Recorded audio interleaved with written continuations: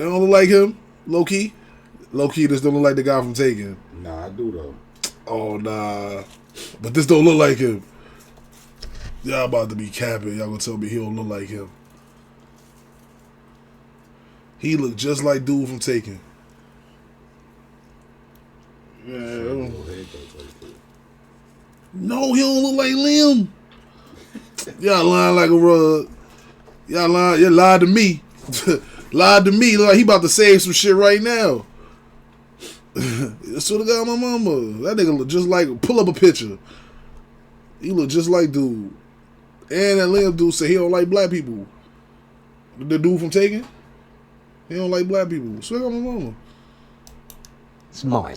If they come with my manor and they started like muscling on me, I'm going to shoot them. It's a violent life. It's of course. That's the street. Yeah. You violate another man's wife, daughter, sister, mother, you're dead. You deal with drugs, you're dead. Be ready. You hit another made man, you're dead. New York Mafia. Bobby, Michael Francis, how are you? Nice to meet you. Pleased to meet you, Michael. And it's a privilege for me because I've heard so Nah, many he don't. great things about See, you. no, from the side he look like him. Pause. Bobby Cummins is pause. But from the side he look like him.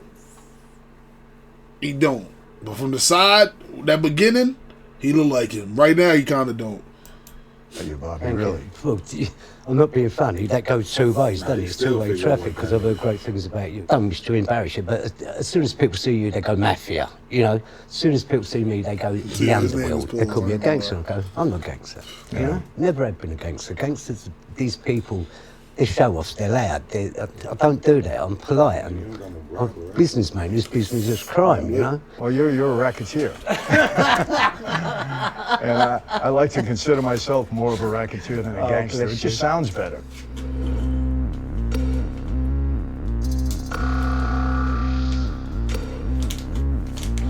What was it like when you was a kid and you was born, because your father was mixed up in organised crime, wasn't he? Yeah. So what was it like? Did you feel you had to go that way? How was it? My dad was kind of like the John Gotti of his day. Yeah.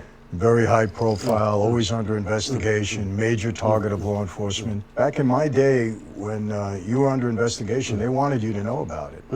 And for a period of, 10, 12 years, I'm growing up. You know nothing about it now. We've got agents around us. These days, you know nothing about it. Them niggas will be on your ass. You won't have no clue till they got you.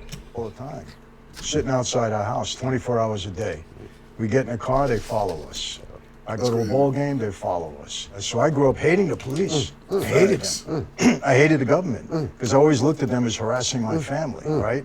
And then they indict him on some phony case for masterminding a nationwide string of bank robberies. He supposedly ordered the bank robberies. He goes to trial, gets convicted. They give him 50 years.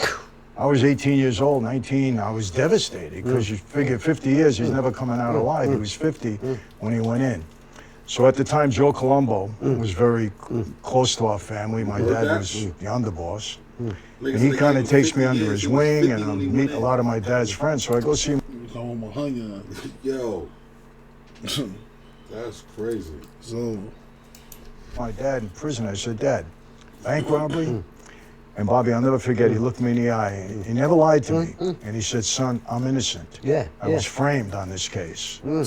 He said, and we have to find these witnesses, get them to reverse their testimony, or I'm going to die in here.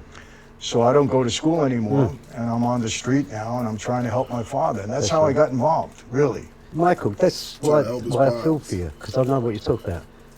We come from a poor area, and they was all straight people, my family.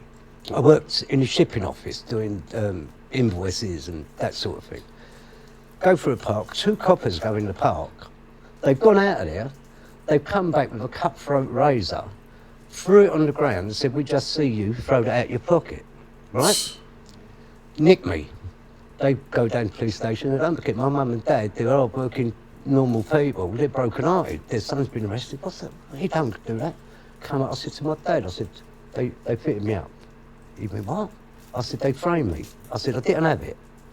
And You went, well, policemen don't tell lies. I mean, he was that naive. He went, policemen... Yeah. No, he was, mate. He was that for naive. real, though, like, you gotta think about, especially back in them days, nigga, you tell your pops the police framed you. Think about this nigga old as shit. That's probably the 50s, 60s, 40s, 50s, 60s, whatever, 70s, whatever.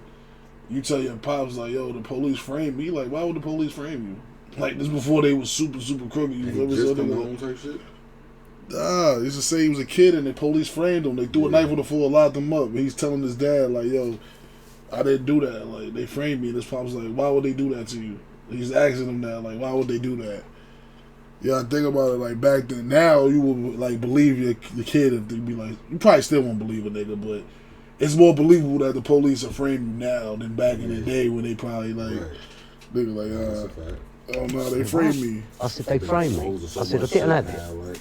And you said, why would the He went, police well, tell policemen lies? don't tell lies. I mean, he was that naive. He went, policemen... Police No, he don't was, tell mate. He was lies. that naive. You take a bill, guilty, you get, like, in your country, $1 fine, right? If you plead not guilty, then you're going to jail, young offenders jail, right? My mum's crying. I don't want to hurt my family, Michael. So I go guilty on it. Go back to work the next day, I'm sacked. Because you can't work in a shipping office with invoices if you've got a criminal record. But there was no criminality in my mind at that time. As soon as they'd done that, then I was hearing people doing armed robberies and all that. And someone said, do you want to come on an armed robbery? Yeah, I'll have some of that. Get the sign off, stuck up the van, nothing in it. Right, so I get a senior detention centre. They were the youngest person in Great Britain for people with a sign off at the age of 16 to stick up a post. So I go there. Brutal place, Michael. By this time, now the criminal mind's coming in, cultured. I've met other criminals in there, and they're telling me how they do it, so I'm learning off of them. Prison is the best, university of crime, it's the best place to learn stuff.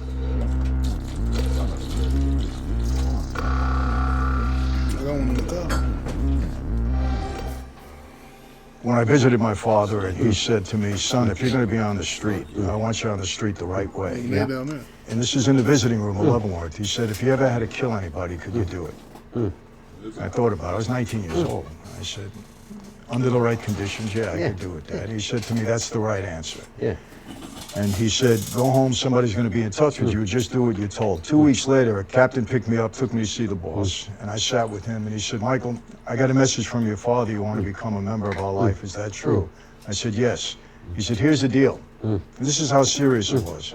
From now on, 24 hours a day, 7 days a week, you're on call to serve this family. That means if your mother is sick and she's dying, and you're at her bedside, we call you to service, you leave your mother, you come and serve us. From now on, we're number one in your life before anything and everything. When and if we feel you deserve this privilege, this honor to become a member, we'll let you know. I was 20, 21 years old. I'm in kind of like a recruit period where I had to do anything and everything I'm told to do to prove myself worthy. That lasted like 2.5 years. And again, discipline, authority, you know, drive the boss to a meeting, sit in the car 3 hours. God forbid you leave. He comes out, you go to the restroom with everything, you're not there, you're in a lot of trouble. I know, I did that once, I made that mistake. You had a meeting at 8 o'clock, you weren't there at 7:30. You can never be late in that life. You always had to, I don't care if there's an earthquake, you had to figure out how to be on time. Go there the night before, you know? So, 2.5 years later, I'm called into a room with 5 other gentlemen, and that night we all took an oath and became made members of our family. And so we walked into a room individually. The boss is seated like the head of a horseshoe configuration. The underboss, consigliere, to his left and right. All the captains, capo regimes were alongside of them. We had about 15 in our family at that point. I walked down the aisle, stood in front of the boss. I held out my hand right near. Cut my finger. Some blood dropped on the floor. I cupped my hands, took a picture of a saint, the Catholic altar card, lit it aflame. It didn't hurt, it burned quickly, it was just symbolic. And he said, tonight, Michael Francis, you are born again into a new life, into Cosa Nostra. Violate what you know about this life, betray your brothers, and you'll die and burn in hell like the saint is burning in your hands. Do you accept? Yes, I do. And that's the oath. That's fire. Yeah, I tell you, Michael, it's Make a nigga take an oath, nigga.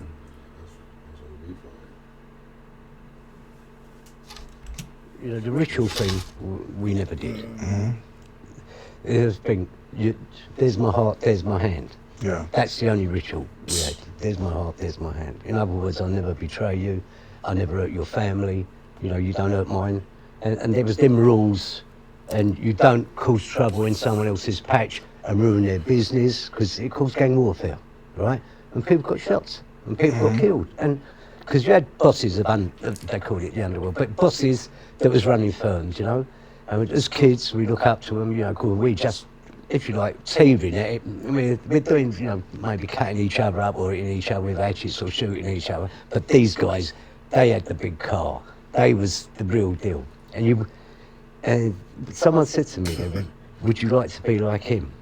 You know, and this guy's name was Billy Hill at the time. I said, no. They went, you wouldn't? I went, no. I want to be better. Get the guts out.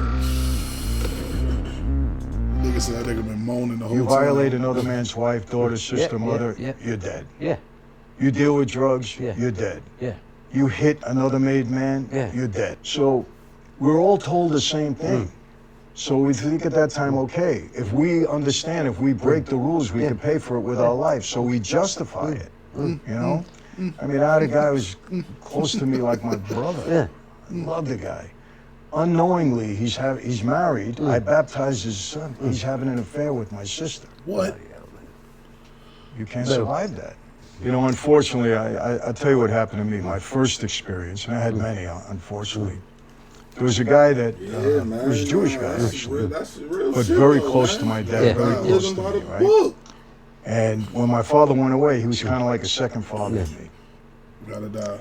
He made a mistake. I don't want to get into all the details. And this was the first time. They're making you be a man and stand on what you're supposed to stand on. Like, you're not supposed to be doing that snake shit and going behind niggas' back and doing slime shit like that, though, bro. You do that shit, you dead. Dead. Feel me? You're done. That's You're real diluted. shit. You're done.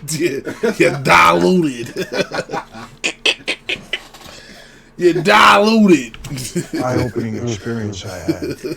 And he got Shout beat out up, I mean, really bad, devastated. They just, You gonna get paid off. they just mutilated his body. Shit too funny. So I went to the funeral, and his sister came up to me and she said, Michael, look what these animals, and it happened within the life, look what these animals did to my brother.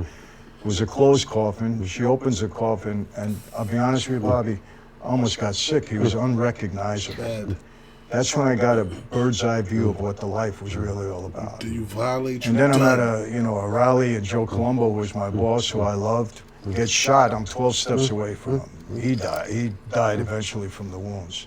Like, even in my own life, like, So wait, you almost allegedly I've shot quite a few people and allegedly shot them. But as I said to people, what I realise now, Michael, I didn't care then. It was business. It was just part of the business. They come in one day, old Frank, because a lot of my people are Irish, and Frank came in, he said, the Chinese geezers want to see you. He said something about triads. Now, I'd done jail with the triads and the tongue and all that. I knew they were nasty bits of work, you know. And I went, this is heavy. I said, get the guns out. I said, if they want to meet, we're going to meet these, but we meet them off the manor in a nice quiet place, because if it does go off, I don't want cameras going everywhere. So, to be honest with you, yeah, because it's known, I had a sawn off under my coat. And they're expecting, when they all say about Bobby Cummings, they're expecting a guy like a doorman. Yeah. I mean, I'm 5'6", more fat on a greasy chip, Michael, you know what I mean? And, but I got the gun, and we get out and Old meet this niggas be guy. funny, son. And he's coming. It looked like something from out of a gangster movie. He must have been watching American gangster movie films. He got out, he's got the dark glasses down there, you know. He said, we're going to come on here, we're going to sell heroin. He said, and we give, oh, went to you what? And I said, you're not selling that crap on my house. It destroys families. And I'm passionate about that. I won't have it, you know. And he went, he's opened up his coat. He's pulled out an hatchet. And he went, we chop people up. I went, is that right? Threw back the overcoat, pulled out the sword. I mean, I'll blow your... No? I went, now behave yourself, get back to Gerrard Street or wherever you come from, so on. I said, you come here, I'm going to shoot you. I said, you've got where I'm coming from.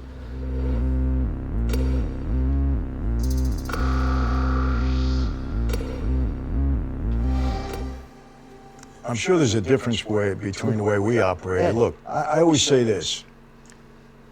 Mafia, Cosa Nostra, we can talk about it now, existed in America, survived and prospered for well over 100 years. I mean, you gotta understand, we had tremendous control. Number one, we controlled all the unions. If you control the unions in the United States, you control the country. Yeah. And we got money. So they got votes and money, and we were very organized.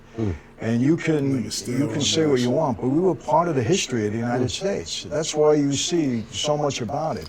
Going back, we're part of history. It was different in this country, Mike, in as much as people controlled areas. They weren't organised in the way you're talking about organised crime, right? They weren't organised that way. They was organised amongst their own selves. We worked separately, but we respected each other. That's how the underworld, or the so-called underworld, works. We knew each other, we grew up as kids, so we knew each other on the block, so we only worked with those we knew. You had really heavy people that was running their own sort of organised crime. But if they come on my manor and they started like muscling on me, I'm going to shoot them because that's mine. I don't want a piece of the cake, I want all the cake, that's mine, right? But I ain't going to come and steal your cake, yeah? So that's how it worked then. So we were organised crime in our little areas, but if we'd all got together, which was what the Krays trying to do, but the Krays weren't the right people to do it with. The Krays, they said, run London. No, they didn't run London. They was heavy in the East End. They was no different to what we are today. Charlie Richardson, in this country, was head of what they called the torture gang. They run South London. And in fact, I'd probably say that was the nearest thing we come to proper organised crime, was the Richardsons. They were, forget the Krays, they weren't on that level. They'd like to have been on that level, but Charlie Richardson, that firm, they was earning lots of money. They was doing everything, had mines in South Africa, working with the government over there. It weren't an organisation like you're talking about. No, it was different with us. We controlled major cities. New York was under our control, Chicago, New Orleans, Florida, Kansas City, Cleveland. We had tremendous control back then, and again, because we were very organized and very disciplined. And a lot of politicians worked with us. You know, so, you know, they were Anyone happy. we'd know? Any politicians we'd know that, Michael? No, we don't go down that route. You would know them. Not Trump. Although I knew Trump, I met Trump. We had the same lawyer. Roy Cohn was, and I had met Donald. I'd be honest with you, we did business through the unions because he was a builder. He was a developer and a contractor. But that's it. Doesn't mean you were a part of organized crime. You're just doing business, right? That's just the way it was. So legitimate people had to deal with us in that regard. It didn't mean they were... Nigga, that's how my pops went to the feds, nigga. My pops was fucking with them niggas on that construction shit. With the Mafia shit, bro. That's what my pops did 17 years for extortion. Swear to God, my mother. You can look it up. My pops did 17 years for extortion. How that shit go though? They was extorting the contractor people? Yeah. Like different contractors and all that. Like all over. Like you gotta pay a percentage to them niggas type shit. Look shit mad. Part of our life, you know? So let me ask you this. You think you London guys could have learned from us or what? I think, yes, we could have. The structure thing, I think you could have learned from us as well into, if you like, how I said to you, you were too close. So when they come for you, bang, they come for the lot. Then when they come for us, we were fragmented. So once one got nicked, we all, whoa, but you were too locked in. You were too locked in. But the discipline and the rules, yes, 100%. Yeah, we could have learned a lot from that.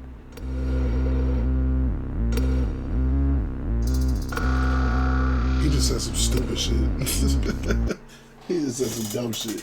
Nigga said, I could have learned from you the discipline and all that, but you could have learned from me to not fuck with people and you to see somebody get caught.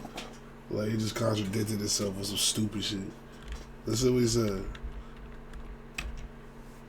How I said to you were too close. So when they come for you, bang, they come for the lot. Then when they come for us, we were fragmented. So once one got nicked, we all, whoa, but you were too locked in. You were too locked in.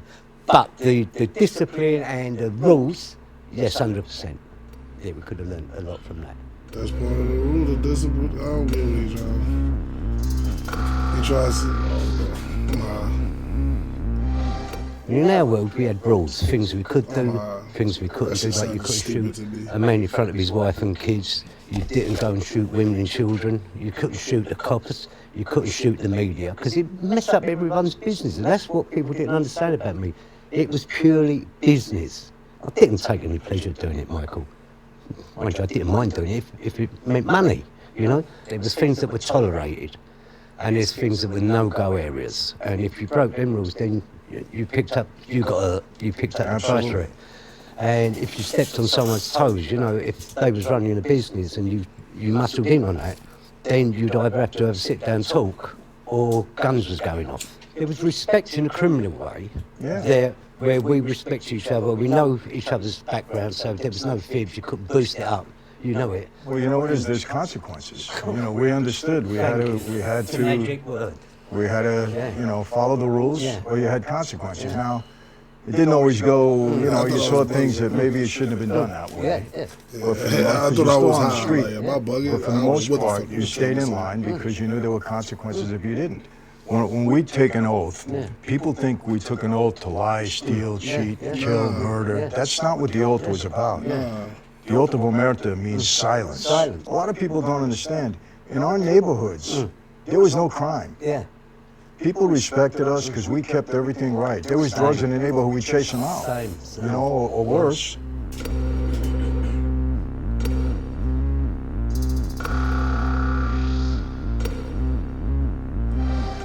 The worst thing you could ever do amongst our lot was to kill an innocent. In other words, someone who weren't involved in crime. I'm high, and that's I'm high. He was saying that some shit like, he said, "Can you learn from me?" And he said, "Yeah." And then he said, "I can learn from you too. You can learn from me too." And he's basically saying like, what the fuck is wrong with Al? What the fuck is Al keep typing in the comments for? Al blowing my shit right now. He's blowing my shit. He's on this nigga shit. He moaning right now like this nigga. He moaning like this nigga. He moaning like that nigga. That nigga been moaning the whole time. My boy been moaning the whole time. I swear to my mama. But nigga saying like, man, fuck all that shit. Crime, you know? And I did. It was a robbery that went wrong. They choked on a gag, on their own vomit and died. With all the other supposedly shootings or whatever I was supposed to have done and whacking people, right? Allegedly I've done all these things, but it got to a stage, Michael, where it got ridiculous. I mean, someone caught a cold when I was doing North London. I was the one who gave it. And I got blamed for a lot of things. I know what I've done, and I openly admit what I've done. Look, we have to admit we did some bad things in that life. Yeah. One of the horrors of my life, and I don't know if it's the same with you make a mistake, your best friend walks you into a room, you don't walk out again. And obviously in my life, I experienced that, right? A friend of mine, he comes to me, I'm a captain, he was one of my guys. Again, I knew him my whole life. Michael, I got involved in a small drug deal with the boss's son. He said, I'm gonna be in trouble. I said, you've been in this life for 25 years, don't worry about it, we'll straighten it all out. So he was so afraid. I was leaving to go to Florida. I was in New York. I had my own plane at that time. I said to him, don't worry about it. When I get back, I'll straighten it all out. Not a problem. He was so much in fear, Bobby. The guy goes into a phone booth, calls his wife, says goodbye to her, and blows his brains out in the phone booth because he said, I'm not going to let anybody walk me into a room. I'm not going out that way. So what you said about fear was certainly a major part of that life. And I can't tell you, I mean, so many guys I knew just got killed. Crazy. Normally, the way things go, a crime is committed. And the police go out and investigate the crime. That's right. With guys like us, they investigate us trying to find the crime. It goes the opposite way. You got it in one. You know, the opposite way. So they're trying to build a case against you. You catch me doing it on camera, you catch me doing it, I don't do nothing. Same thing. I used to tell the agents, hey, look, You're on one side, I'm on the other. That's right. You catch me, Yeah. you do your job, you get me, hey, fine. Yeah, Just don't frame me. I was arrested probably 18 times Mm. during my time on the street, but I went to trial 5 times. Gangster though. Okay, 5 times I was either dismissed or Catch acquitted. me, Yeah, alright, yeah. just don't frame Every me. case was a bad case. Yeah. Every case was a setup. Yeah. They never got me for what I was doing. Yeah. They were making up all this stuff for what I didn't do. And there's places like you Absolutely. took a fall, I took a fall for what I didn't do. You know, so when they say, oh, you know, police cases, oh, there's no smoke without fire, I always say to them, magicians make smoke, but there's no fire, you know? I'll tell you what happened in the United States. When they came out with the racketeering law, the RICO Act, Yeah, yeah. it was a devastating Yeah, statute. yeah. All my friend, myself, I had 3 RICO cases, 3. Bloody hell. Yeah. But what happened is that the fear of guys on the street was transferred to the government because now you go down on 1 count, Yeah. 20 years. Yeah, No parole. Yeah. You get 20, you're doing 17 and a half. that's right. So what happens, a lot of the guys, I'll be telling they you. put them in a room, they indict them on RICO, and they say, hey, you got 5 counts, you're going away for 100 years. yeah, And that's the kind of time they Yeah, were giving yeah. guys. Yeah. I was facing like 300 years. Yeah. So many guys became Yeah, informants. rolled over. 'Cause Yeah, they were rats. afraid. Yeah, they're rats. They're afraid to spend the rest of their life in prison. How much time did you do, Buck? 13 years. 13? Yeah, it's a good stretch. I did 8. It's enough. Yeah. In 1986, Fortune magazine wrote a big article. 50 most powerful and biggest mob bosses in the country. It was half the magazine, huge article. I was in jail at the time. And they featured 6 of us. I was one of the 6. And then they have a chart. And they labeled the 50 of us according to rank and wealth and power, right? I'm number 18 on the list. I'm the youngest guy on the list. I was 5 behind Gotti. He hadn't been made boss yet. Out of that list of 50, some 30 odd years later, 48 of them are dead. Number 49 is doing life, and I'm the only one alive and free. That's a very treacherous life to navigate. If you die of old age and you die free, you've really accomplished something. Well, this is what I'm saying. And I'm you die 72 free, now, you Mike, accomplish right? something. And I've So had- am I, I've by had- the way. Are you really? Yes. Congratulations. And same to you. When's your birthday? 23rd November. I'm right. a Sagittarian. Squeeze I'm older me than you, too. Bobby. All right, you're cutting hairs now, Michael. You're cutting I'm hairs. in May of 51. You're in November of November 51. 51. Respect your elders now. Old ass niggas. That nigga Taurus. The reason I walked away from that life, I call it a bad life, an evil life. Yeah.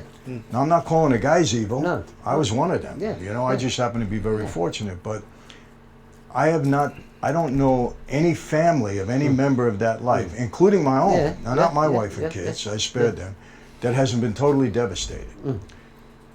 Walk away. Yeah, but Mike, I think I've got And to Bobby, go. I tell you, that's I've why got- I left the yeah. life. I've got to Because go.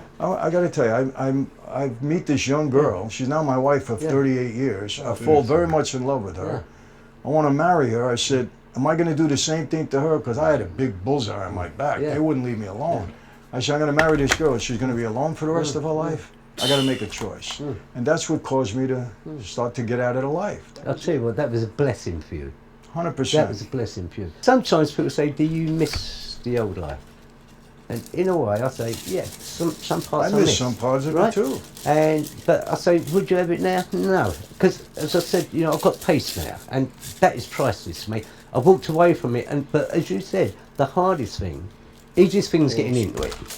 Hardest thing is coming out of it. It takes a very special man. It was hard to get away. I mean, my whole mindset was it was a struggle to leave. Oh, You know, it same here. took me years. Yeah. People ask me, you know, Michael, what do you miss about the life, if anything? And it wasn't the money and all of that, because anybody can make money. yeah. You make money anyway. But it was that brotherhood, That's that right. camaraderie with the guys. I look at it now, and I tell you, I've got a beautiful life now, Michael. I've got something that money could never buy. I've got peace. Yeah. Peace. And I've got this little family, and they're beautiful little kids and all, and I went out with them, and it was not just seeing me. I know it sounds crazy, Michael, but seeing laughing and running about, it's and nothing like and that. I love it. I couldn't do that in my previous life. Like to be sitting there like that, I'm wondering, is someone coming in to whack me? Is someone going to come in and try and take over? I never had peace of mind, Michael. Yeah. How many kids you have? I've got one daughter alive, one daughter dead. Damn. But I'm getting married, so I've got 1, 2, 3. You get married again? Yeah. I like wedding Congratulations. cake. I like wedding cake, Michael. No, That's good. I'm Nigga so said I in like love. wedding cake. When are you getting married? We're not going to afford it. You know, I ain't got all the I was money. going to say, if I'm in town, it'd be a pleasure to I'll tell join you you what, at your Michael. wedding. You're getting an invite anyway. Okay. All right? You got an invite anyway. There you go. Thank you. And that's the end of God. And the I end of the appreciate heart. that. Thank you. In 1975, We gotta watch it. Oh, he got his own one. We gotta do this one. Somebody send it to me. This it right here? Matter of fact. in That's 1975, my nigga from Taken right there. And we gonna tap in on this on the door. Hold up. Yeah, we gonna tap in the door. Yeah.